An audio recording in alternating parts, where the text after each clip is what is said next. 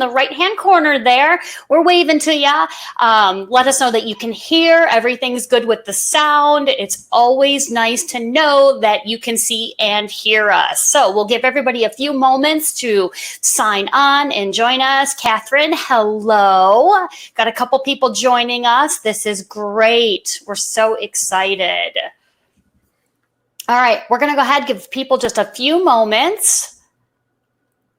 Yay, Susan, Leslie from California, Susan, Front Royal, Virginia. Ooh, that sounds lovely. Crystal, I can hear. Yay! Celia, Tiffany. Oh my gosh, look at all of you guys coming in fast and furious. This is exciting, I'm telling you. All right, let's see here. I've got Leslie, California, Susan, and Crystal, who can hear, Celia, Natalie, hello from the UK. Welcome from across the pond. We're missing our friends over there.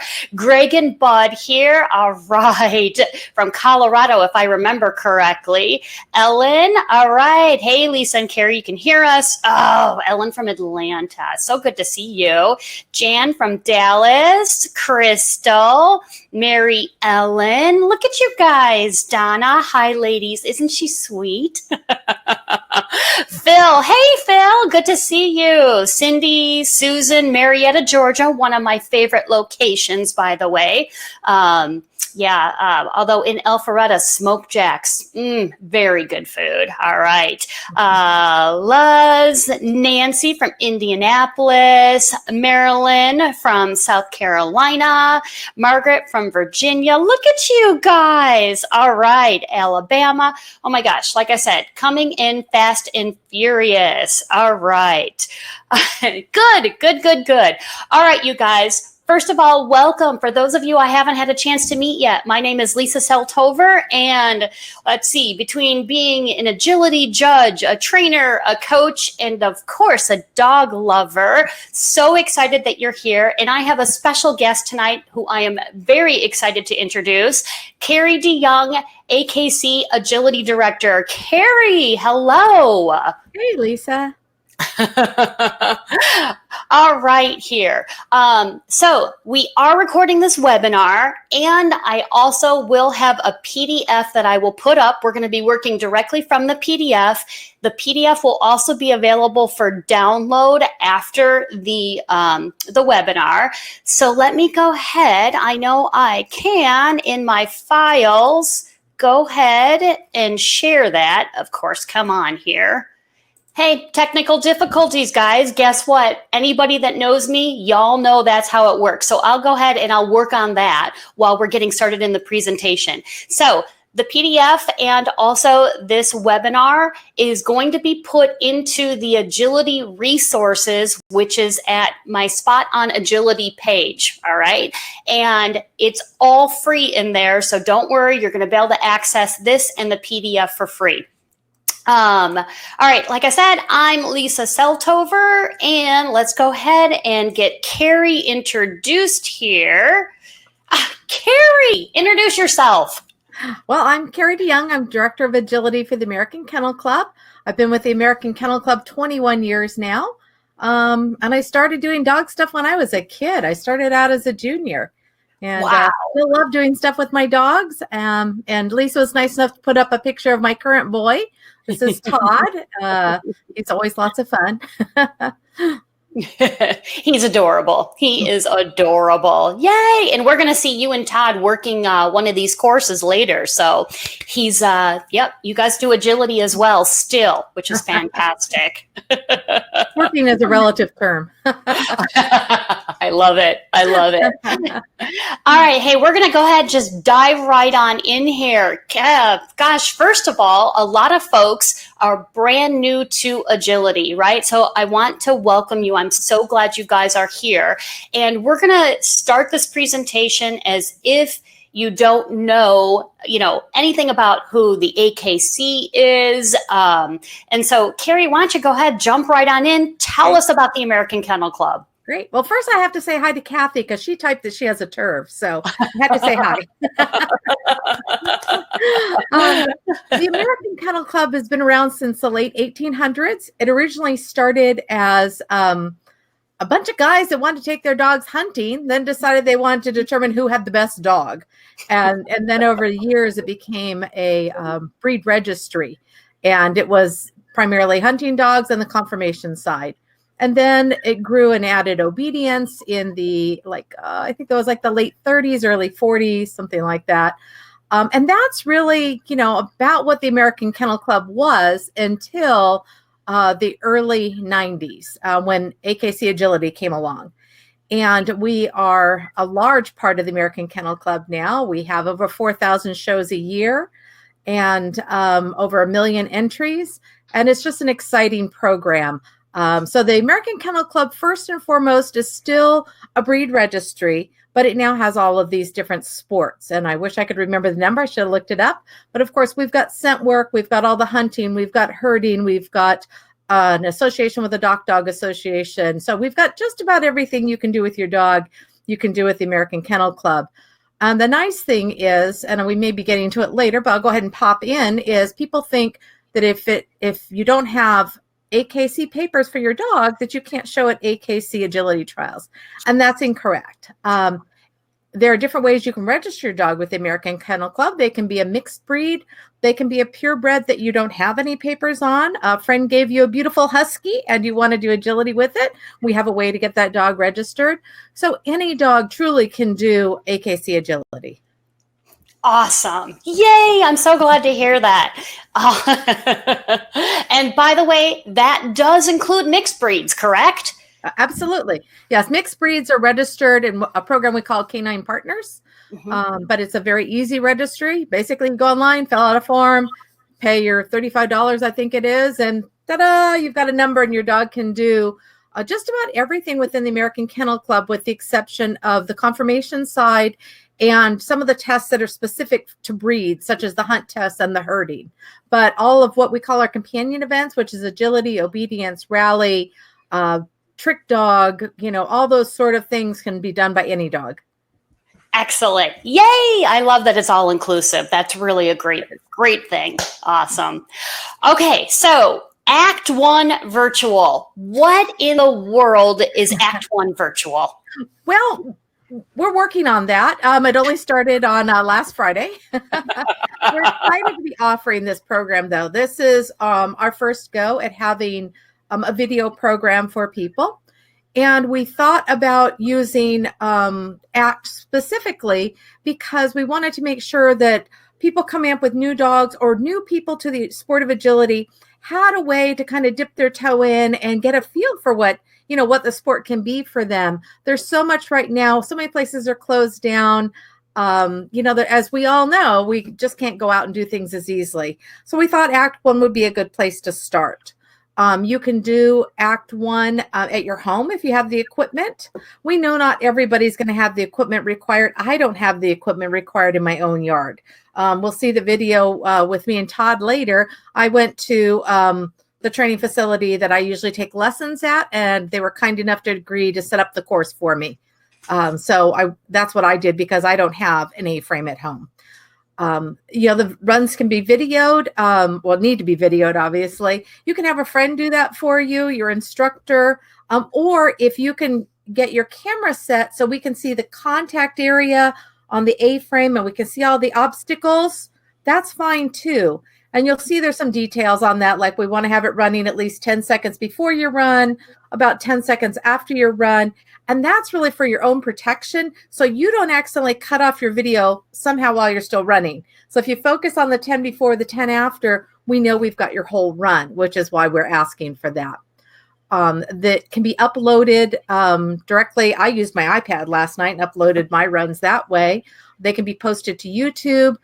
Lisa has a link for you that'll take you to the ACT page, and there's instructions very specifically on how to do video upload. I know that might be a little intimidating to a few people, but we've got the instructions there. And if there's still a problem, you can always send us an email and someone will get back to you within a day or so. Unless it's Saturday or Sunday, we still try to take a day or two off, but we can get back to you about how to upload if you're running into a problem. Anyone can participate whose dog does not have any AKC novice titles. So as long as your dog doesn't have a title in standard, jumpers, fast, actually also time to beat technically. As long as you have no titles with the American Kennel Club, you can have legs. Your dog could have 2 novice standard legs, 2 fast legs, 2 jumpers legs all at the novice level, and your dog would still be eligible to do this. One of the fun, it really is. And for some people, they've gone back actually, this is a great example. You've got a novice dog and you've now been laid off for 3 or 4 months, and you want to get your dog back in. You want to kind of push yourself a little bit to get the feel of, running a little bit under pressure. This is a good way to do it. You can work on another title, but it also gets you back in that ring mentality before you go out to your first shows again. So I think if I had a novice dog and I didn't have a title yet, this would be a great way for me to get that confidence back between us as a team. Dogs that are 15 months of age or older can participate. The fun thing about ACT, Lisa's noted jump height, you can pick the jump height for your dog. So in theory, Todd, who would be a 24-inch jumping dog, I could have jumped him at 8 inches last night. I jumped him at 20 is what we chose to do last night instead of his usual 24. But you can choose that. And that is whether we're doing this on video or someone's doing an ACT test at their regular training facility. Usually we have ACT evaluators. They can be regular AKC judges. They can be people that are licensed to judge ACT that typically evaluate these. But in this case, we're evaluating them when they come in house. We'll talk about that just a little bit later. If you are running the course, while you're running the course, you can't use food or toys. That would be just like at a regular ACT event or any other AKC event if you're running for a leg. What I just put out there to a couple of people asking is, you really want to keep your food or toys off of your field area. That way you don't accidentally, feed the dog or have him run off to the toy or something while you're trying to run the course, which is always a bummer. And the beginning dogs certainly get keyed into those things very easily. But that way you don't make a mistake and have to keep retaping your video. Make sure there's no food in your pockets. We had a video come in the other day. Dog did awesome. And they get to the end and the person goes, "Yay, good dog," reaches in her pockets and hands him a treat, all on video. So that's probably not going to work for her. And we'll go back and work with her on that. But I'm sure she wasn't thinking. It was just a natural thing. You're out on your normal training field. You've got your treats on you. You've got your ball in your back pocket, whatever it is, and you just forget. So remember this like a trial. Yes. I say, so what I'm hearing is ACT is kind of that middle ground between, okay, I want to pretend like and start preparing for a trial, but I'm going to do it in the comfort of the place that I practice. Absolutely. And that's what ACT was originally designed to be. ACT was designed for instructors to use with their classes. Some even use it like a graduation ceremony. When they get to their end of their novice class, it gives their students a chance to see what going to a trial could be like. This was set up, the base of it was set for people that have never done any competition with their dogs. A lot of people have no idea how to fill out an entry form. How do I check in at a ring gate? How do I volunteer to help? How do I get my dog ready to go in the ring? Most people don't know that unless they have a really great instructor that has time to walk them through all their steps. And, I hate to put that on any instructor because that's a lot. And you really can't simulate what it's like to have a trial environment unless you set up the trial environment. That makes sense. Your instructor, even the best instructor, can say, okay, when you get there, you do this, you do that, you do this, and they've walked you through. But unless you physically do it, it's a lot scarier. For me, within the last year, I started doing scent work with Todd. I had never done scent work. I went to my first scent work trial. I was a novice handler at scent work. Oh my gosh, I was terrified. I've been showing dogs since I was 12 years old. And it was all those questions. How do I check in? When do I know where to go? Where do I put my dog? What do I do after I get out of the scent work area I'm in? I mean, all those things I didn't know. So that's what ACT was set up for. Great. So let's think about, I just want to go through a couple of rules that I think some people have questions on. Do you want to hit the registration real quick, Lisa? The registration. About what dogs, as far as if you're not registered, if you're registered, that kind of thing? Yeah. Well, Yeah. so let me jump on a couple quick Okay, things really quick, because I definitely want to come to that. Okay. All right. So in terms of titles, it doesn't matter if a dog has an obedience title or a rally title. We're only talking about agility titles. So if they Only don't agility have and an only AKC. and only AKC agility titles. Okay. So if a dog doesn't have any AKC agility titles, they can do ACT. Correct. Perfect. All right. So then I'm setting up the ACT course. No leashes, right? As in, like, the dog can't be on leash. So you have to take off that leash. Correct. No treats, no toys. It's the simulation of you're at a trial, but in the comfort of either your training environment or in the backyard, if you've got that equipment. Yeah, absolutely. Okay. Now, one of the questions that we've gotten online from people, as far as, do I have to have my dog on leash to take it to the start line? Do I have to leash him up as soon as I'm done? Good questions. They've been at trials. They know what the typical protocol is. Because you're out on your own training field, or your, trainer's training field, your friends, whatever. When you walk the dog to the start line, your dog doesn't need to be on leash. You'll see on my video, Todd is already sitting at the start line, and I had guided him out on his collar. When he finished up, I told him he was a really good boy. And, then we cut the video at that point. And then, I went over, got his treats that were outside the area, and then let him play with his ball for a couple minutes. So we don't need to see the dog on leash at any point in time in the video. Okay. Great. And then one of the other things that has popped up is the table part. Some people have a table they have access to, but they may not have all the leg heights. We don't care. Whatever legs you want to use on the table for your dog, you can use those. Okay. Right? Because we know not everybody has access to that.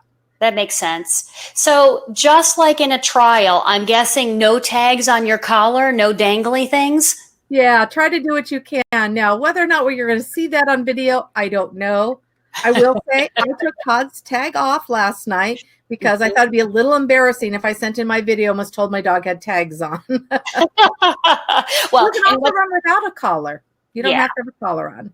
Excellent. Excellent. All right. So registration. Let's talk about registration. Yeah, let's circle back to that. The ACT program is a little different than other AKC events. To enter an ACT event, you do not have to have your AKC registration number yet, whether it is the full registration because your dog has papers. It is a PAL registration, which is what we use for dogs that are obviously purebred, but there are no papers for them. Or we already mentioned the canine partner. So I've got my dog. I really want to do this. I go ahead and I have the video done for me. When you fill out the entry form, there's a box you're going to be able to mark that says my dog's not registered yet. Okay. Which is fine. So what happens is it will come into our system and you're going to get an email from our processing group that's going to say, congratulations on your qualifying score. Here's how you register your dog. Now, if you haven't registered your dog, if you register your dog before you get that email, all you're going to need to do once you get that is just send a note saying, here's my registration number. And they can just turn it around. So this event, literally anyone can do because, we'll assign a temporary recording number until we catch up and get the number from you. Great. So it sounds like my international friends can participate. Yes, they could. And then they would need to go in, and you can do it online all of it. Actually, all registration can be done online, but your international friends that have purebred dogs or have canine partners could be eligible once they read through the requirements for that. Excellent. Oh, they're going to be so excited. Good. And what do they earn? Oh, well, you can earn your Act 1 title, and it only takes 2 legs. And you'll see when we go through this a little bit later, we've got 2 what we call sets of courses. And there's a base course, and then there's essentially a reverse of it, so that you've got 2 runs you can go ahead and do. And one of the things, I don't know where we'll talk about, but I'm going to toss it in so I don't forget, is remember, we have no idea if you've practiced this before that video turns on. or how many times you had to turn the video on and off. My trainer has been sworn to secrecy about how many times we turned it on and off last night. Well, and I love that because it's really about getting the experience. Absolutely. It's great. having that little bit of extra pressure, not much because you're in a very familiar environment and you're already sequencing your dog. But, all of a sudden, even if you've been doing 10, 15 obstacles or whatever, you turn on the camera and that 10 obstacles looks a lot longer. But it's not. The next thing you know, you're done and you're like, we can do that. Yeah. That wasn't a problem. Absolutely. But don't worry about that. All right. So are you ready to get into some courses? Because I think that I've got some people who are ready to see what we have. Yeah, let's talk about it. And we've got lots of great questions coming in. And I know Lisa said at the beginning, we'll go back and try to catch up all of them for you. So we do have 2 different sets of courses, set 1 and set 2. And you'll see on the website, they're labeled AC1A, AC1B. And those are the 2 that go together. And this first one is for an area that's 55 by 75 feet. There's 10 obstacles, which is the minimum number for an ACT test. It's 10 to 14 for the ACT 1. There are 6 jumps that are needed or that could be used. I don't know if I used a full 6. I'll have to look at the course when it pops up. They can be winged or non-winged. They could be 4-foot, 5-foot bars. They could be 4.5-foot bars, somewhere between 4 and 5 feet. We're not concerned, again, whether they're winged or not. A couple people had asked, do the jumps have to be legal? Well, if this was a regular event and I had a bunch of people lined up and I was an ACT evaluator, I'd want to make sure I had AKC legal jumps. If you have like the old metal jumps that have the jump bar across the bottom, which wouldn't be legal at an AKC event, typically, that's fine for you doing this on your own training equipment. Okay. If you have a question about a piece of equipment, you can always send a picture or a question to act@akc.org. And I know that's in Lisa's notes here, and we'll certainly look at it for you. The A-frame has to be set at 5 feet high. And that's for all heights. That's universal for ACT 1 and ACT 2. We just set it at 5 feet for everybody. Again, with the A-frame, if you have one that's a little bit different, that maybe is an exact AKC spec, send us a picture. Let us look at it. There's a couple we've already approved that are just fine for, again, getting a feel for how a course works. You'll need a tunnel. Typically, we use a 15-foot tunnel, but certainly you can use a 20. If you have something else besides that, let us know, and we'll look at the course for you and just make sure that it's going to be safe. We've done what we can in designing these courses to make them as safe as possible. We know that when they get built on the ground, especially if you're not used to building courses, they might be off a little bit. And that's okay. I mean, they're not going to be, they're not going to be perfect unless you know how to pull out a wheel and measure things exactly. So, again, we try to give a little bit of leeway. So if something's not set right, it's still safe for your dog. We've got the table, which I already mentioned can be any height. And the dog needs to remain on it for 5 seconds. Most of the videos I've seen, people have had someone videoing for them and the person's done the table count. Great. So I'll tell you what, I can't help, the judge in me has got to do a table count so people understand what that is. So table count, guys, goes 5 and 4 and 3 and 2 and 1 and go. And that go is part of that 5 seconds. So that's all you have to do. So if you don't have someone videoing, just go ahead, say it, and just kind of say it out loud. And if somebody is there, then let them handle that. I did see a question which I thought was really good here, Carrie. So someone asked, what's a leg, right? And these are the terms that I think is wonderful. So why don't you go ahead and answer that? Yeah, a leg means that your dog qualified on the course, that he met the criteria on that course. And your dog needs to meet that criteria twice. So they would have earned 2 legs to get the ACT title. And this terminology is used throughout a variety of sports at the American Kennel Club and other sports outside of AKC. So it means that your dog met the criteria in their run that day and they got what we call a leg. Excellent. All right, let's go to that course. All right. Let's back up to table real quick. To the table. remember with the table for AKC, we don't require the dog to sit or lie down on it. Now, you can certainly do that if you want. But we had somebody on one of our videos already that spent a long time trying to get their dog to sit. Fortunately, they were able to still complete the course in 60 seconds. But remember, that's not required. Now, you may have a criteria that you want to uphold. And that's just fine. Just be aware that we don't have a specific position that your dog needs to stay in. And then that last point, you've got 60 seconds to do the course. Okay, great, great. All right, here is an ACT course. Here's a course map. How many of you have never really looked at a course map? I know, right? We've done a poll on that, Lisa. Yep. So these are the typical obstacles, the required obstacles for Act 1. You'll see that there is a number 1 down at the bottom of the page, and that is our first obstacle. You'll see something that you don't see on a lot of courses, and we did it to help make it clear for people setting things up and for your video person. We've put the start-finish lines on here. That's what those little bubbles are that say S. That means that's your starting obstacle. And if you look up the page a little bit to the left side, you'll see where it says F, and that's the finish obstacle. And again, that's just to make it clear because we know that we have a variety of people that may not have done a lot of course building or even running courses. So you'll just follow the numbers 1, 2, 3, 4, 5, 6, 7, 8, 9, 10.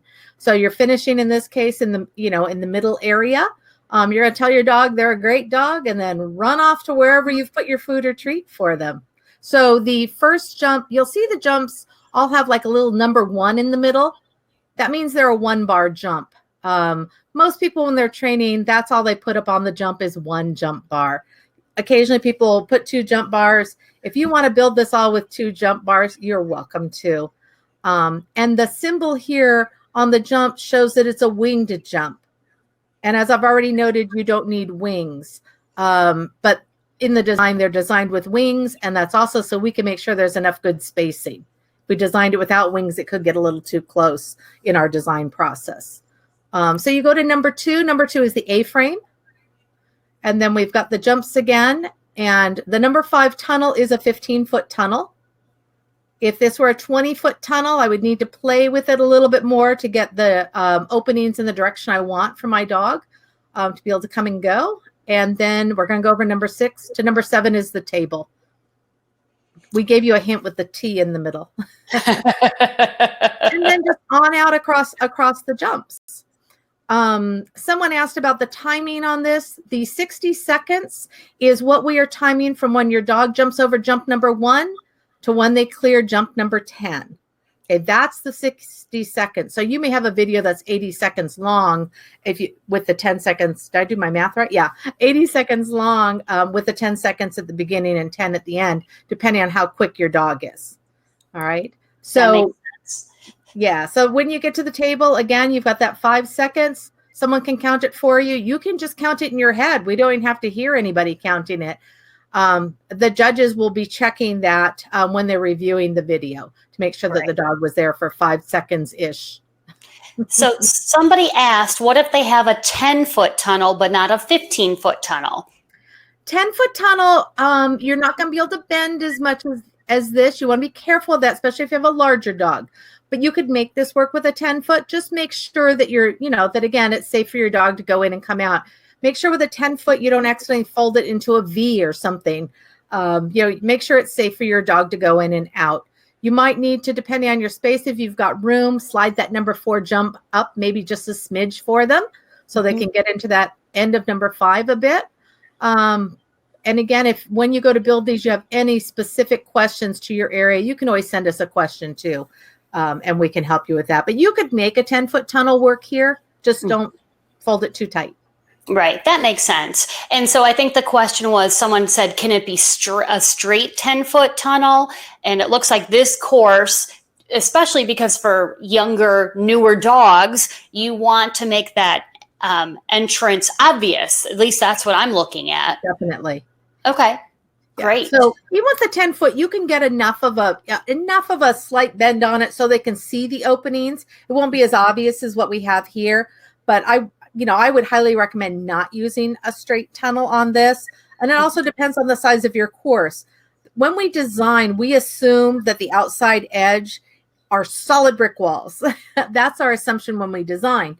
Now, you'll see the field I was on. I had all sorts of extra space. There's even some other random obstacles laying out to the side because we weren't going to move the dog walk and a couple other tunnels that we weren't using on this course. But this course is off to the left side of the area that we're working within. So if you've got a little bit more room, you'll be able to, might be able to adjust that tunnel a little bit differently. Okay. So what if somebody has, say, 3.5 foot bars? We're going to let you go with that.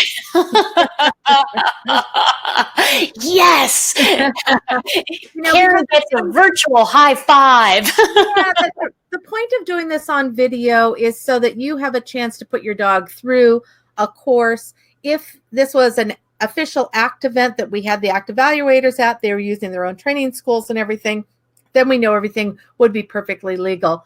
We know that with doing these on video, we're going to need to have a little variation.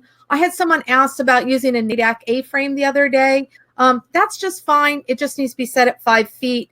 And we just need to make sure we can see that contact zone. I haven't looked at a NADAC one in a while, so I'm not quite clear how the bottom of that contact zone is marked. Depending on the age of your A-frame, if you don't think we can see the contact zone, then I would go get some yellow duct tape and pull it across at the required height, which is 42 inches, so we can see your dog is hit down in that area. Again, if you run into something very specific to your equipment, send us an email and a picture, and either myself or Steve will get back to you and let you know what you can do, hopefully to make it work. I've only had one case we haven't been able to get to work yet. The A-frame, we couldn't get the A-frame even close to 5 feet. Yeah, great. And by the way, everybody, just don't worry about the links and everything. I'm going to send you the PDF. And when you open up the PDF on your device, these are all clickable links. So when you look to the right of this course, there's some blue there. All you have to do is click on that and it'll take you right to this course. So I've got you taken care of that way. So I had another question. So if you had somebody videoing on this course, where would you suggest that they stand?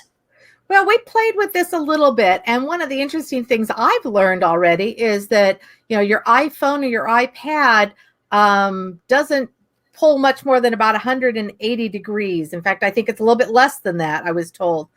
So when we played with it, we looked at putting it up at the top of the course. You see the number 10 on the right-hand side of the 0. We played with putting it somewhere in that area. Now, what that means is if you're doing this yourself, you're going to have to make sure when your dog comes down the contact that we can see it clearly. So if you're at a point with your dog that you have to kind of hover over that contact zone, that area is not going to work great. And you're probably going to wind up having to, hopefully find a friend to come over and video for you. But standing back at that point, we were able to see it pretty well because most novice dogs are pretty clean when they're either in or they're out. There's usually a lot of gray on novice dogs, unlike when you get to the master level and they're skimming right across those. Yep. So somebody asked if they have a dog walk but not an A-frame, can they substitute the dog walk for the A-frame? Currently, we're not allowing equipment substitutions on this because, again, for Act 1, this was designed specifically for that brand new dog, and the dog walk and the teeter and the weave holes are more advanced skills than what this level is at this time. That makes sense. If things go smoothly here, or once we work out the bumps, we're looking to be able to add Act 2. Act 2 does have a dog walk as part of it if someone has that. A lot of people don't have those at home, but again, hopefully we'll be able to do something at that point. And we'll see how this goes and see if we need to, be a little bit more creative with some things than we have been yet. That's great. That's great. All right. So let's go to the next course, which is what I would call nested, which means there's not much equipment that changes, just the numbers have to change. Doesn't change at all. You can see the only thing that changed was we moved that S circle up to where the number 10 used to be, and we moved the F down to the bottom. And now you're just going to follow 1, 2, 3, 4, 5 in a different direction. Oh, that's great. So I love the goal. All you have to do is renumber. Now, here's something that's come up. A lot of people don't have numbers at home. Some training centers don't have numbers. You don't have to number the course. Just make sure you're running the right one. When you do your entry form, it's going to ask you which course you used. You'll be able to type in course 1, AC1B. We know you're running the one in front of us here. Okay. Okay. So don't worry about having numbers that you can put down on the ground. If you have them, that's great. And it's probably helpful to you, but it's not uncommon for people not to have numbers at home. Great. And if I recall correctly, you guys are doing the ACT as a trial basis through the end of December. Is that correct? That's correct. Yeah. Great. At this point in time. And it's something that we'll evaluate as we get further on into the year and see if it's something that will stay as part of our program, if we'll make changes, or if it will go away. So we don't have any answer yet. Remember, we only put out the email last Friday. Yeah, and I was on the phone with you immediately. So thanks for coming on here. All right, so let's go back. So to get an Act 1 title, you need 2 legs or 2 qualifying scores, which is why we have these 2 courses that we showed, so that you could do it in one training session. Yes. You could video both of those and potentially earn your title certificate in one training session. Is that correct? That's correct. Excellent. Excellent. And of course, because not everybody has an area like this, you have 2 other courses that are a potential as well. Correct. So you ready to jump into those? Let's go ahead and look at those. All right. So the difference with this set is that it's a different ring size. We went down to the minimum width, which is 40 feet. So it's 40 foot wide by 80 feet tall. This is actually a little different than we would typically do because, again, we're trying to, hopefully find course sizes that work for, more people. So this course size is a little bit smaller than you might get at your normal ACT event. But we were able to get the spacing and get in all of the obstacles that are needed on it. Great. All right. So before we show the courses, let's go to the video of you and Todd. What do you think? Well, let's talk about the what ifs. Do you want to talk about the what ifs? Yeah, okay. Yes, absolutely. Go for it. Well, Lisa has some good what ifs for you, and these are judging points. If the dog runs past an obstacle, the jump, the tunnel, the bottom of the A-frame, past the table, just turn them around and bring them back. The only penalty is that the time is running. And actually, we are going to see Todd running from last night. I asked Lisa to use this video specifically because you're going to see that happen in our run. Now, remember, we don't know how many times you practiced this course, how many times you redid things before you got the clean video you sent to us. I did think about rerunning it because there was that little part of me that went, oh, my dog made a mistake. Do I really want to do this? Do I want to send that in to the reviewers? But I felt it was a good one for people to see and see how it's resolved, especially if you haven't done a lot of agility. You can see how easy this is to fix, and we still made time and didn't have any additional issues. Your dog must touch the down of the A-frame. It can be just a toenail, which is why we want a really good view of that contact. If your dog misses the contact zone, that's now a non-qualifying run. If your dog leaves the table before 5 seconds, that's going to be a table fault, and that's worth 5 faults. You can still qualify if your dog leaves early, okay? But nice not to have to worry about anything else and just be clean at that point. If your dog takes a wrong course, let's say, as you'll see on this course, as Todd goes to make a turn, there's a tunnel out there. The tunnel's a pretty nice distance out, but it is a little alluring. So you'll see why he misses the jump. He started to go to the tunnel. Had he actually gotten into the tunnel with all 4 feet, that would have been a wrong course, and that is also a disqualifying run. But remember, the beauty of doing this at home is you just hit delete on that video and you try it again. All right? We don't know how many times you tried it. And I'm not going to confess how many times I tried it. That's right. The video. And remember, no laughing at me. No. So quick question. So is it fair to say that the faults are, are usually 5 points each, and you have to have a score of 85 or better to qualify? That is correct. Okay, good. Someone asked something about the table. Table used to be 2 faults. Mm-hmm. And we changed it. In fact, I'm double checking that. I read Lisa's judge more recently. Lisa, it's 5 faults now, right? Yeah. I know. That's the hard part about when you have history and you've been doing this for a while. Yeah, your mind rolls all the way back to 1999 and pulls it the wrong way. All right. So what happens if a dog knocks a bar? The dog knocks a bar. That is also a non-qualifying run. Okay. So again, good question. If they knock the bar, you're going to want to redo the course. Great. All right. Remember, you get to choose the height. So Todd would normally jump 24 inches. But last night I chose to put him at 20.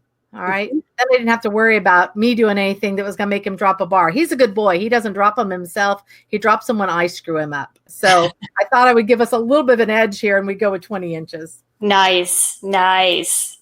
All right. So I like how you've got the 10 seconds here. So this way you're working, you're getting his attention, and it's really making sure that the judge is like, yep, no toys, no treats, no leash on. And there he goes. Hey, is that a tunnel? Oops. And I just take him right back around and over the jump. Nice. And you'll see he doesn't have a position on the table. Now he's like, I get the tunnel. Finally. Yep. That's great. And that was a 15-foot tunnel?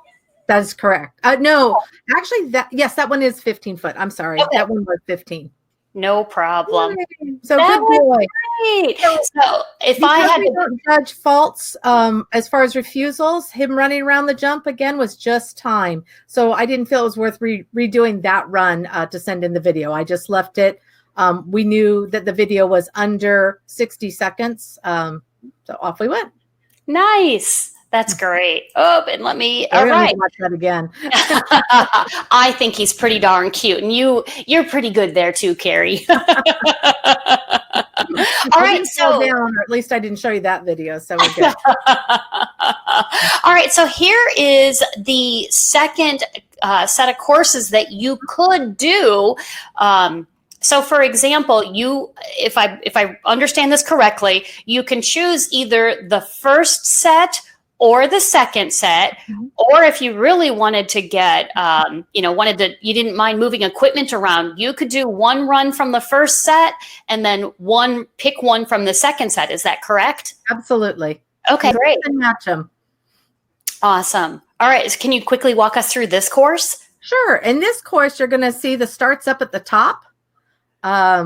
So if you're looking down at the bottom, which is where most of our eyes tend to go, including mine when I look at a course sometimes, the starts up at the top on this one. And again, it's the same obstacles we used before. We're just using we're using the tunnel twice on this one. So if you've got a tunnel loving dog, they're going to love this course. So we're just going, one right into the tunnel, over the jump to the table, then back over the jump, number 5, into the tunnel, over the A-frame, 3 jumps, and we're done. Now, let's say you come over jump number 10 and your dog loves the table. He runs over and jumps up on the table. Yay, good dog. We're not going to worry about that. Once your dog goes over jump number 10 and all the bars stayed up, he hit his contact, and he didn't take any wrong courses, you've qualified. So it doesn't matter if he runs off and does number 4. Again, doesn't matter if once you go over number 10, he runs all the way back to the tunnel and takes another pass through it. You're clear at the point your dog comes over number 10. Just remember, don't pull the treats out of your pocket then. Take him off of the camera, off the field, give him his snack or his toy. So if for some chance somebody wanted to send after number 10, they wanted to send their dog to the toy, it sounds like they should probably wait about 10 seconds after number 10 and then walk their dog off. If you've got a toy, you want to make sure that toy is not anywhere on this field area. Because if you've left your toy, let's say we've got kind of a middle area there between the A-frame and the table, and that's where you dropped your toy to send your dog to after number 10, it's not going to count. That's now a toy on the course. Okay, so really just put it put it off to the side, give it to your camera person. Number 10 is pretty close to the side. Again, toss it out of range. If you've set this up on a big field, just put it someplace else that your dog is going to be able to run off to. Okay, great. And the 60 seconds starts as soon as dog goes over number 1, and it stops when dog goes over number 10 in the correct order. That's correct. And so the extra 10 seconds is not counted as part of your 60. So exactly what you're saying. The 60 is only while the dog is actually, once they've gone over number 1. So we're going to have the judges timing that. So if I were watching your video, I'm just going to pull up my little iPhone, hit the timer on it, watch the run, and hit stop. And then I'll know what the dog's time was on the course. Right. Awesome. All right. And here is the mirror course, or the, Now this course, someone asked a question about a tunnel. As Lisa asked, this is a 15-foot tunnel. This is a standard 24-inch height tunnel. If you happen to be someplace that has a 26-inch tunnel, those are legal for AKC. You could certainly use a larger tunnel. You might need to kind of push it open a bit more than the way we have this one designed, but it would still work for you. Great. And it looks like there's about 18 to 20 feet between obstacles. Is that about right? Correct. My ideal when I'm designing, I'd rather see 21 plus. But with the space we have, it was difficult to get to that. So most of the spacing is about 19, 18, 19. I think I got 20 in 1 or 2 places on this. But because of the way this course is designed too, the majority of dogs are not going to get a lot of speed up on this. And I know there's a handful out there that are, from the very beginning, there is just no slow in them. They're going to have to work a little bit harder in this space. Yeah. So what if somebody only has, say, 35 feet? Is that going to be a big deal? If you only have 35 feet, you could get this to work. This is designed, again, to be AKC legal. And when we're reviewing courses, we want to make sure there's no chance that a dog, when they come over something, could hit a wall or hit, again, remember I said earlier, we're assuming all sides of this is solid brick. I don't want my dog slamming into that. So if you look at the table at number 7, we've got it about 7 feet off of the right-hand side there. That way, if my dog came in at a weird angle, popped off the table in competition, he's not likely to slam himself into something. So on this course, I could see you coming in maybe, about 5 feet off the right side, sliding the table over a little, and could potentially get this to work. And especially if you don't have wings on your course. So you've got a little bit of flexibility here. But this was designed based on our normal standards that when Lisa sends courses to us, this was designed to meet what she would have to send us in for her regular weekend. Yeah. Okay, this is exciting. Now, I've got a young dog and I don't have any novice titles or any AKC agility titles on him. So I'm definitely going to be setting this up. And so I know other people are wondering, what do you do? So how about we jump into how I actually participate? Well, we've already talked about, Lisa started with the best one at all. Read the directions. They're important.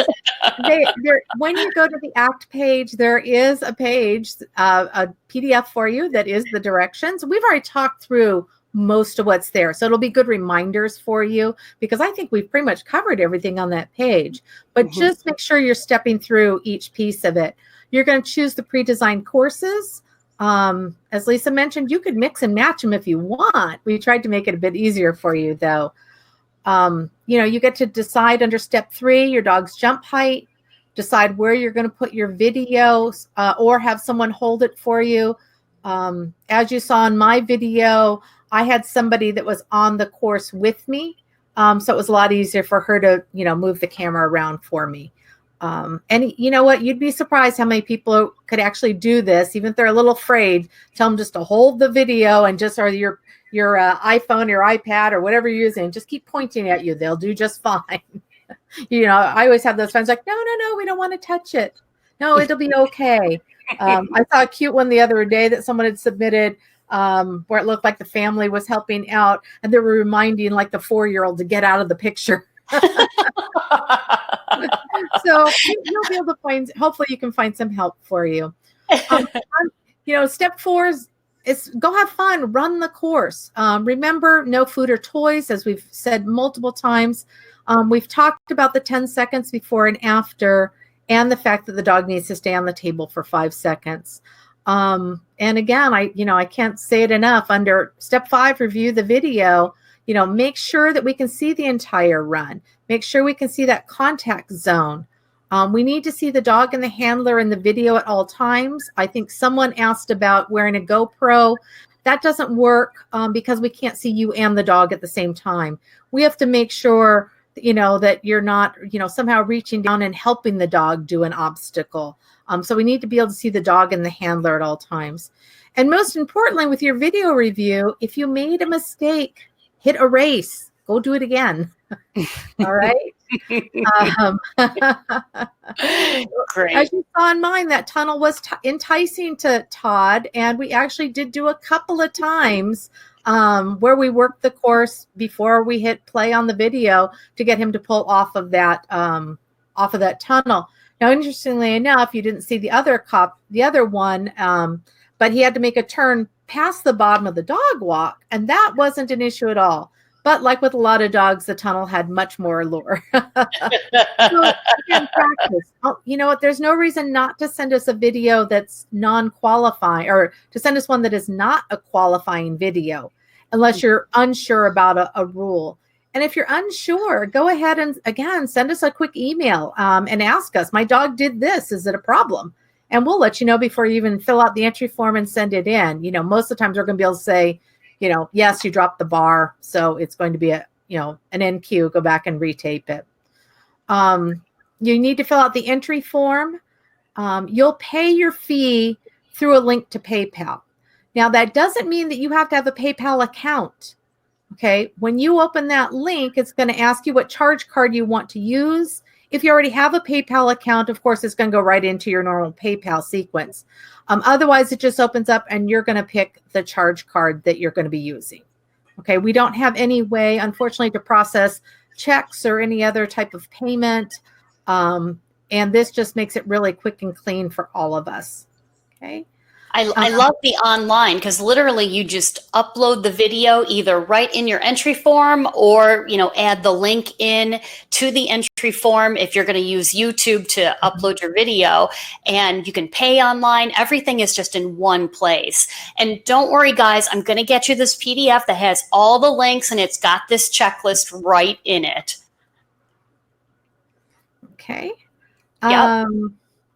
I think that's everything as far as getting the process done. I did my entry forms last night, attached my videos. I used my iPad for it. And where it got to upload video, I could choose if it was going to be YouTube or if I was going to be uploading something. And I'm not particularly technologically savvy. You can ask Lisa. It took me a bit to get her the video to be able to put up today. But I was able to attach it with no problem using my iPad last night. The only frustrating thing for me is, I don't know about everybody else, but I kind of hate typing in my iPad just because it's not like my computer. I'm getting old. I understand. Good. All right. So then after you pay, you upload the video, what's happening behind the scenes? Well, then your videos will come in and we're going to assign them to an AKC agility judge. The AKC agility judges are actually our usual field reps that are laid off right now. And we did assign them back to be agility judges. In fact, a couple of them, one of them has a trial, I think, coming up this weekend she's judging at, and someone else has one a few weeks later. So they're actually back out in the field judging right now until we can get them all back on staff. So the judges are official judges, but they're also the AKC agility field reps that are going to be doing it. And we just assign, as the videos come in, we just rotate through the list and assign them out. They're going to review and score your run. At that point, the data will then be sent to our department that processes all trials, and they will record the data for your dog's runs and apply 1 or 2 legs to your ACT title.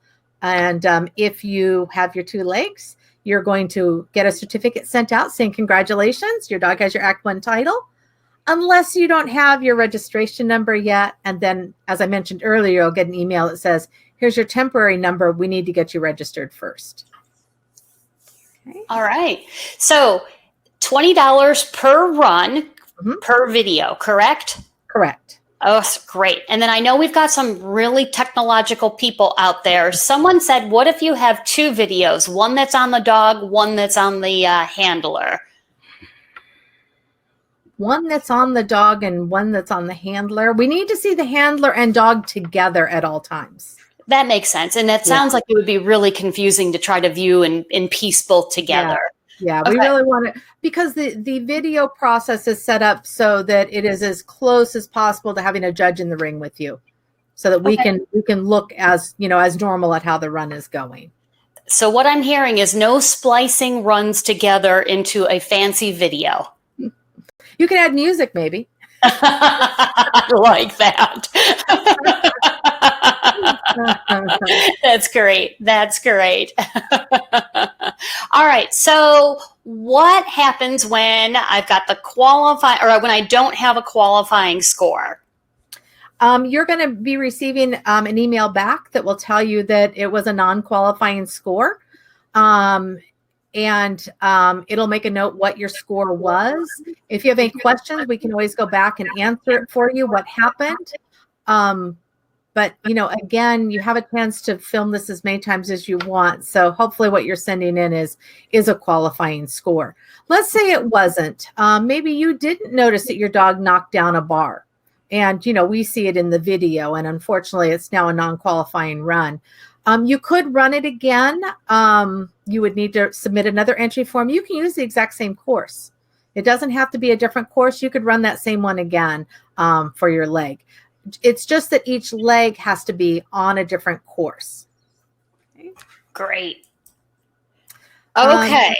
We've got all sorts of great questions. I know we do. We do.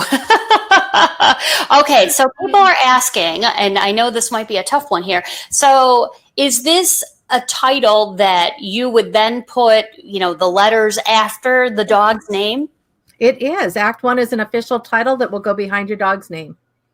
Oh, that's great. Yay. Well, I saw someone ask something about not breeder of merit, but something about would it apply to probably their breed clubs program for recognizing achievement within sports. And that's something that would be up to your national parent club. We don't regulate that, so you'd need to check with your parent club on that. Okay. And then, so just to reiterate, and Act 2 virtual is on the horizon from what I understand. I think it's... let us get this up and running, but that is our goal, is to add Act 2. I don't have a timeline on that yet. There's some other stuff that's happening behind the scenes that we need to get working on. But that is our goal. Lisa, can I jump into a question I see before it goes too far? Please. Someone noted that they had, Maria, you ran in Act 1 at a club and got one leg, but you were overtime in the second round, it looks like. So you have one leg now for your Act title. If you were to do this and video a second clean run, that would be your second leg. All right. So it doesn't have to happen on the same day. You could run one, and just for all of you too, if you're going to a training center or something doing this, you could do one leg this month and one leg next month. It doesn't have to be the same day. It's not unusual for people not to get them both on the same day, especially with novice dogs. Mm-hmm. Yeah. And then the other question that ties to that is can I run the same course again? What if I ran a course like this to get my first leg? You could technically run this course. You could technically run the same course a second time in this, because we don't have a way to know what your first one was. All right. It's pretty unlikely, because I do know that one of these is completely brand new. The other one was a modification off of another course. So I don't think either of these sets anyone has run specifically. Okay. Yep. And again, dogs need to be 15 months old, and your, the ACT virtual is through the end of the year. So through the end of December. So we've got time, which is great. So if you've got a dog that you're working right now and isn't quite ready, keep going because you've got some time. Right. I And love someone it. noted, what was the difference between Act 1 and Act 2? It's different equipment is required, and that would be when the teeter would come in, 6-weave pulls come in.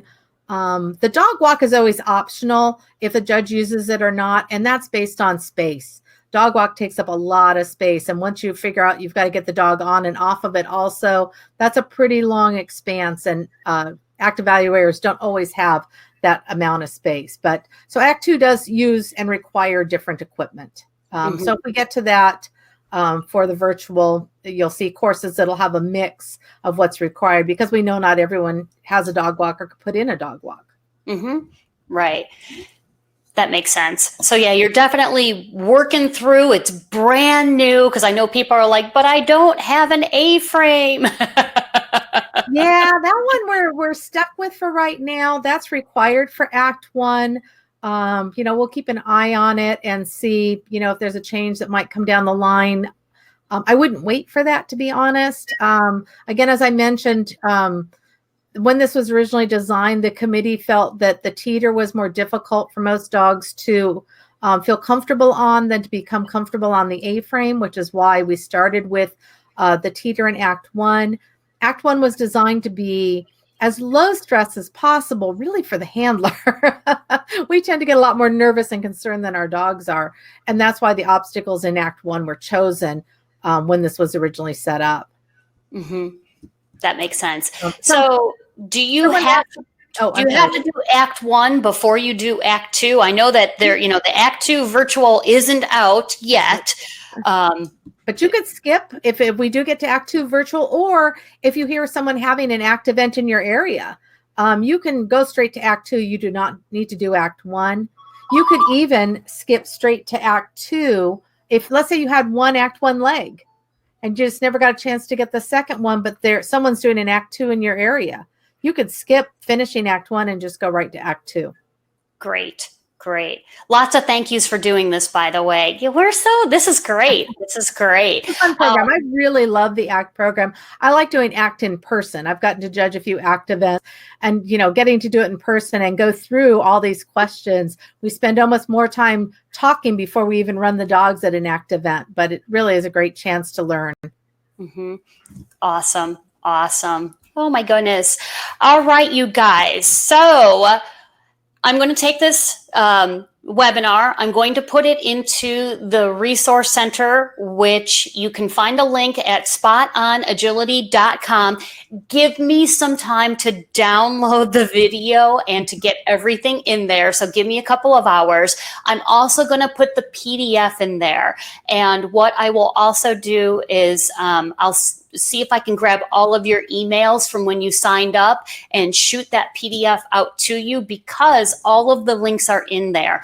The other thing that I did is I went ahead, and this will also be in the PDF, but we're not going to go through that.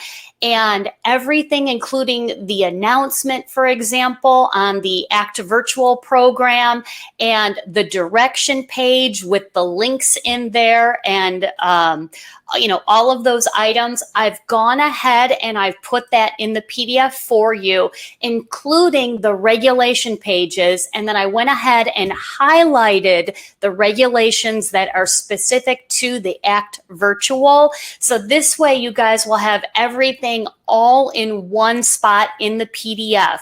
And when in doubt, remember that page that says, how do I participate? That's kind of your checklist to go ahead and do everything. I expect you guys are going to have some more questions. And so what I'll try to do is I'll try to get all of those answered for you in the resource center. And what I tend to do is I tend to take those questions, put those to a video because it's much easier and quicker. And then you guys will have everything in one resource page. If there's something that I need Carrie to do, I'll try and cut and paste the answers back and forth on that. And of course, you can always go through and contact them directly. You guys have been absolutely fantastic. Carrie, tell me, what would you like to say? Let me go ahead and take us off of share screen here. Oh gosh, we're bigger. I know we are bigger. I do want to get a quick question because, again, there's a lot of novices, and I saw this one coming through where someone asked about measuring the top of the A-frame. How do you measure it? Great question. When you put your boards up, a lot of boards have a flat area on top. You're actually going to go ahead and measure to what the real point would have been. So you've kind of got an invisible point up here, all right? So the top of your A-frame looks like this, but it should have a little, you can visualize the triangle. So the 5 feet's at the top of that. It's about another 2 inches above that flat part. Does that sound about right, Lisa? Yeah. Yeah. So that's how you'll do it. That's how you'll do it. If you're an inch or so off, no one's going to notice. Yeah, absolutely. So I'll tell you what, for those of you that need to go, that's fine. Carrie, are you okay staying on for a couple more minutes for questions? More questions? Absolutely. Excellent. I always try to keep all for coming. I'm so excited that so many people wanted to find out about this program. We're very excited about doing it. Yeah, we really, really are. So if you need to get off, that's fine. If you want to still hear the questions, absolutely. We're here, so go ahead, ask those. I know there's a little bit of a delay on there as those questions come through. Lots of thank yous, lots of excitement, definitely. It's a great program. And by the way, like I said, I have a young dog, and I'm going to be setting this up. So this is going to be a great time to I'll try and video as I'm setting things up so that you guys can see what it is that I'm doing and, the start line. And I'll try to walk you through all of that as well, walking the course, because this is a great opportunity for new people for sure. Carrie, jump on in if you see any questions that you'd like to get. I see someone asking about their 15-month-old Belgian Malinois puppy. You could set the jumps as low as 8 inches for this if you wanted. That's going to be up to you if you want to do that. I would make sure if you're still jumping the puppy that low, you might not be comfortable having him really doing the 5-foot A-frame then. So just think about where your dog is physically. I know Todd's growth plates didn't close until later. A lot of times with the larger breeds, around 15 months, we figure they're closed. His were not. So we actually waited to pull up jumps and even put the A-frame above, about 2-3 feet off the ground until I was very comfortable. So, you could run at 8 inches. That's going to be up to you to decide what's safe for your dog. Mm-hmm. So Tara's asking, how far apart are the ends of the A-frame? I don't know what that works out to because we always measure to the top. Yeah. They're as far apart as it takes to be 5 feet at the top. Measuring tape. Okay, Lisa, you need to go set up your A-frame and measure from board to board for us. I don't know what that is. Actually, somebody that knows anything about math could probably figure it out, but that's a geometry question past me. Yeah, I'd probably do it in baby steps. How many baby steps? Yeah. Good question. Let's see here. Like I said, if you've got questions, go ahead, grab those. I know, Paul, it looked like you had a couple questions. Yeah, there are a couple questions about squishing down the course.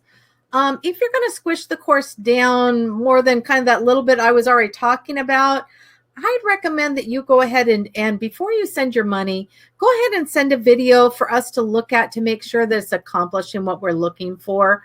I'm a little leery to say just start squishing it down. There are reasons that we have the spacing. 5 feet here, 5 feet there is one thing, but if we start losing 20, 25 feet, that's a whole different look to what's going on. Yeah. Yeah. Dawn, you're asking, how do I measure my dog correctly? I actually have a video that I will pull up. You're going to have to give me a day or so, and I'll put that into the resource center. So again, if you go to spotonagility.com, there are some links into the resource center. It is a secure place, right? And so literally you have to sign in, and it will send you a link that says, thank you for signing up for the product. It's free. It's just that we treat your information securely. And what I'll do is I'll put a video in there on an easy way that you can actually measure your dog. And I even talk about the withers, which are, the shoulder blades. So I'll go through all of that. That's the beauty part about, doing these types of things. And then I can see what resources you need as I start to put those in there. So definitely. Looks like someone did a little math for us and said they think that the A-frame boards are 12 feet from side to side. Oh, that's so darn smart. Hopefully they got that. I know. Now I'm going to go have to look. Someone suggested that we put the camera icon on the maps. We played with that. We actually originally had them on, and we took them off because again, with that problem of trying to get that full 180 and knowing some people could back it up some, we didn't want people to think it had to be that close. So that's why we didn't put it on. And again, if you've got a situation where you've had to maybe move a couple of things on the course a little bit, we went ahead and took the camera angle off. So, again, I would just play with it a couple of times and make sure that it's, the best that you can get for them. Someone else asked about their dog being registered by the breeder. It depends on whether or not you were given a puppy registration form from them, or if they really did the full registration and you got a piece of paper that shows the dog's registered name and your name is owner on it. That means you've got the full registration. If you have something that you still have to fill out what you want the dog's name to be, put your name on it, and send money into the AKC, then the dog isn't fully registered yet. Okay, great. And again, the PDF won't be on the PDF in the webinar won't be on the AKC website. It'll be on the Spot on Agility resource page, but you can get to that by going to the website, and there's a way to sign up for it.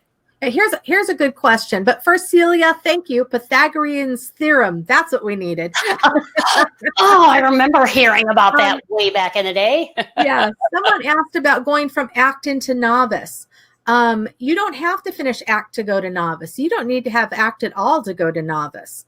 So let's say you decide to do this. You get one ACT 1 leg, and then trials start up in your area. And you know what? I'm ready to go. I'm going to go ahead and take my dog out. You can go ahead and enter novice. You don't need to finish ACT at all. Okay. ACT is there to help people build the confidence for their dogs or themselves. It's not required. Great. Someone asked in the future, will there be an ACT for jumpers and weaves?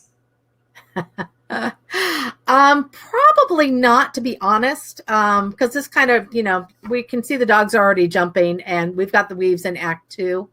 Who knows? I never say never. That's not on the horizon right now, though. But someone's now mentioned it, so now it's in the back of my head. Someone else asked, let's see, can a male dog wear a doggy diaper when he runs? Oh, I wish I could say yes. Email me privately. We'll talk about my dog's scent work on exterior hides. No, unfortunately, that's not allowed. But believe me, I get it. I really do get it. Mm-hmm. Someone asked about the camera, if it has to be stationary, or if someone can walk around to get better angles. They can absolutely walk around. The person that did my videoing, especially on the other part of the course, walked a little bit more. But we've had some great videos come in where they've had a friend holding the camera, like right on the fence line, that just does a little bit like this with it, and it's been perfect. I had another one where, again, person standing with the camera at the fence line just held it up. Usually a little bit higher is better, and they were able to catch everything for us, and it was just fine. Okay. So as long as we can see all the obstacles, they may be at a distance, but if we can just see like that your dog went all the way into the tunnel and out, the video doesn't have to be that close for us to be able to see they went in and out of the tunnel. Mm-hmm. Okay. Someone again asked about wings. Do not need to use wings on the jumps. You can use all wings. You can use all non-wings. You could use a mixture. Great. I'm scrolling through questions now. Let's see. Yes, the video this webinar will be available for replay. And I apologize about the PDF. I hit something and it went bye-bye. Whoopsie. Those of you that know me and technology are waging a secret war, and it's kicking my butt, just so you know. So And remind me, Lisa, we got to correct that the website link because it's actually small letters ACT. Big letters it won't go through. Small letters. Okay. Yeah, little guys. All right. Who knew? Sorry, guys. Yeah. I saw someone that noted that earlier. They had a problem with it. And then I remembered why. It has to be lowercase. Okay, got it. And the funny part is I had the really long one and we're like, oh no, the short one will be great. And then I got, it's all capitals. How many paws to make the contact A-frame? One toenail, as long as we can see it. Yes. That's the key. And that's why the video needs to be in a good position. But really, one hit with their paw, the dog is good. But one toenail, as long as we can see it, it would be considered legal. But always go to your criteria. Your trainer's going to tell you that. Yeah, unless it's about your 8th time over the frame, then just take it. But, yeah. Awesome. Please make it as easy as possible for us to see. If when you're looking at the video, you're not sure we can really tell, I would redo it. That's right. All right. I think we are caught up on questions. If you guys have any questions, the link to the AKC is there. You're also welcome to ask me some questions. Let's see. I have a good question or a good comment here, Lisa. I see. Different Lisa. It is a different Lisa. Yeah. What Lisa noted was that the ACT title doesn't prevent you from being able to enter Novice A. And that is correct. Yeah, because we considered it before novice. We don't consider it actually, it is an AKC agility title, but it's not for the purposes of entering Novice A. So if you are brand new to the sport and you have taken your dog through Act 1 or Act 2, you can still enter Novice A, which means you and your dog are still brand new to what's going on. Thank you, Lisa, for pointing that out. I know, right? Wish I could take credit. Oh, wait, I can. Just kidding. Let's see. Someone's asking about the distances on the course map. Maybe I'll go back and we'll look at putting those back on. As Lisa noted, the average spacing, it's about 18 to 19 feet between the jumps. Yeah. And I'm fine doing that and putting it in the resource center. I actually thought about that. And and you have the files, you could do that for them. Absolutely. I'm happy to. Yes. And don't send me any runs to review, you guys. While I'm a judge, I'm just doing this for, I'm not one of the reviewers. Someone asked me that privately. No. Awesome. Sure. Yeah, but exactly. If you send her a nice brownie or something, maybe she'll at least let you know if it's a qualifying run. Yeah, chocolate always works. Exactly.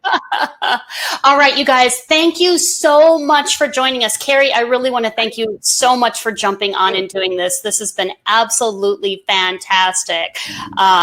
So Sheila was asking the difference between Novice A, Novice B. That's a really good one. You want to answer that one really quick? Sure.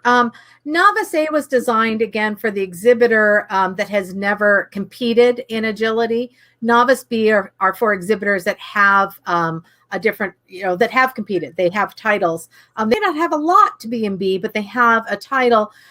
It was really so Novice A handlers have a chance to make it into the placements so that their experience wasn't immediately against the novice handlers that have a bit more experience. And that's why there's the two classes. Excellent. All right. You guys have been fantastic. Lovely questions. Carrie, thank you so much for doing this. It was. All right, you guys. I will work. Yeah, exactly. But again, Lisa's got great resources for you. They're going to be very helpful. But if you have any questions, the ACT mailboxes she has on there, act@akc.org. Please don't hesitate to send a question because we know there's a lot of new people that are looking at this. That's what we want, and we'll do everything we can to help you.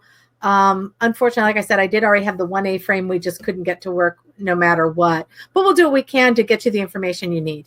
Yeah, absolutely. We love new folks coming into agility, and you guys have been so supportive creating the ACT program. It's fantastic. Fun. And the virtual part, home run on that one. Thank you. Awesome. All right, you guys have a fantastic evening. Carrie, thank you again. You have been a wonderful, wonderful guest speaker. And thanks everybody for joining us. All right, you guys. Good night, everyone. Bye. Thanks, Lisa. Thank you.